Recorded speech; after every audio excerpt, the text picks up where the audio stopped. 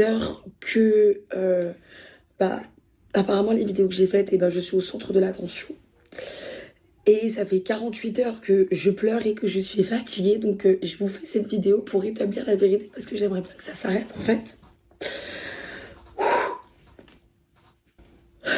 Par où commencer pour que vous compreniez qu'est-ce qui m'a poussée à faire ces vidéos. C'est que bon, mon copain et moi, on est invités à l'anniversaire d'Aurélie d'Autremont. Elle est venue à Paris et tout compagnie. Moi, je l'ai rejoint en premier. Lui était en retard et on s'est retrouvés un peu plus tard dans la soirée pour fêter l'anniversaire d'Aurélie. À cet anniversaire, il y a eu une petite dispute. Et pour pas gâcher l'anniversaire d'Aurélie, j'ai pris mon mec et je l'ai ramené à la maison. Donc, ce qui se passe, c'est qu'en rentrant à la maison, je m'occupe de mon copain, parce que mon copain il a une maladie et j'étais obligée de prendre soin de lui. Le téléphone n'arrête pas de sonner. J'essaye d'attraper le téléphone parce qu'il n'est pas dans un état où il peut décrocher. Et là, il me hurle dessus et il me dit « Mélanie, ne prends pas mon téléphone, le touche pas. » Voilà. Moi là je me dis il y a anguille sous la roche, pourquoi il m'a interdit de vendre son téléphone?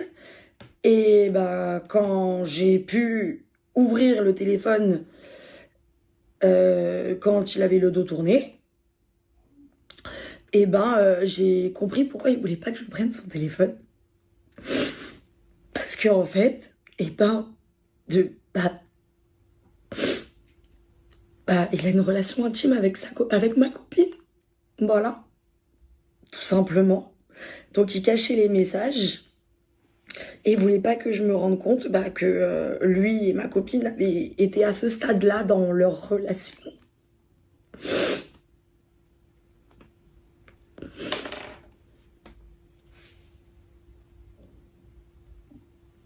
Excusez-moi, je me contiens parce que c'est très dur de parler de ça. Et surtout de faire l'adulte face à ce genre de situation. Je tombe sur des messages et des conversations et en fait, je me rends compte que mon mec, quand il est parti à son voyage d'affaires, en fait, il est parti retrouver Martika, qu'il est parti 7 jours, qu'il me répondait pas au téléphone et qu'il faisait le mort, c'était pour Martika, parce que dans une semaine, il y a 7 jours et dans 7 jours, il en a vu 4 ou 5 fois. Donc, c'est dur quand même, parce que moi, j'envoyais des messages à ma copine à Monaco pour lui demander alors et tout, t'as des nouvelles, il fait pas de conneries, machin et tout, est-ce qu'il a quelqu'un d'autre? Elle me dit non, t'inquiète, je le surveille, il est sage, il est calme. Ouais, en fait, il est sage, il est calme, c'est parce qu'en fait, t'es avec mon mec. Donc, mettez-vous à ma place, vous vous rendez compte que votre mec, depuis qu'il a rencontré votre copine avec qui vous étiez en vacances, qui elle sortait avec son copain et qu'on faisait des journées à 4 et après à 3 parce qu'elle était toute seule et que je l'ai invitée et que ceci et qu'on a passé des bons moments et qu'elle savait mes problèmes de couple, elle savait. Et en fait, là je me rends compte que j'ai été prise pour une con. Voilà, j'ai été prise pour une bête. Et j'arrive pas à y croire. J'arrive pas à y croire qu'on a osé me faire ça. Donc moi, j'ai que les galères.